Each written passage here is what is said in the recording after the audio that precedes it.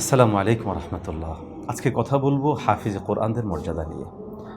রাসূলুল্লাহ সাল্লাল্লাহু আলাইহি ওয়াসাল্লামের প্রিয় সাহাবী হযরত আব্দুল্লাহ ইবনে আমর রাদিয়াল্লাহু তাআলা আনহু বলেন, নবীজি সাল্লাল্লাহু আলাইহি সাল্লাম বলেছেন, আল্লাহ সুবহানাহু ওয়া তাআলা হাফিজ কোরআনদেরকে ডাকবেন, ডেকে বলবেন, তুমি কোরআনুল কারীম পড়তে থাকো যেমনটা পৃথিবীতে পড়েছিলে।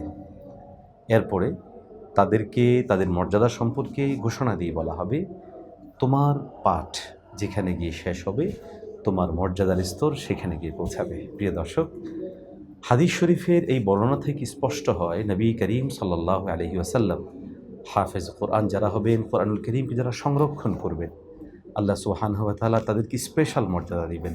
তাই আমরা যারা পুরোপুরি হাফেজ হয়েছি তারা তো আলহামদুলিল্লাহ, তাহলে চেষ্টা করব আমল করার জন্য। আর যারা পুরোপুরি হাফেজ হতে পারেনি, আমরা অধিক পরিমাণে আয়াতে কারিমা মুখস্থ করার চেষ্টা করব। কেননা যে যতটুকু আয়াতের হাফেজ হবেন, আল্লাহ সুবহানাহু ওয়া তাআলা তাকে অতটুকু স্তরের মর্যাদা দান করবেন।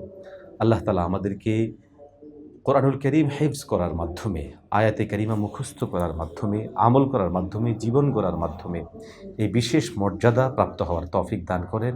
আমিন।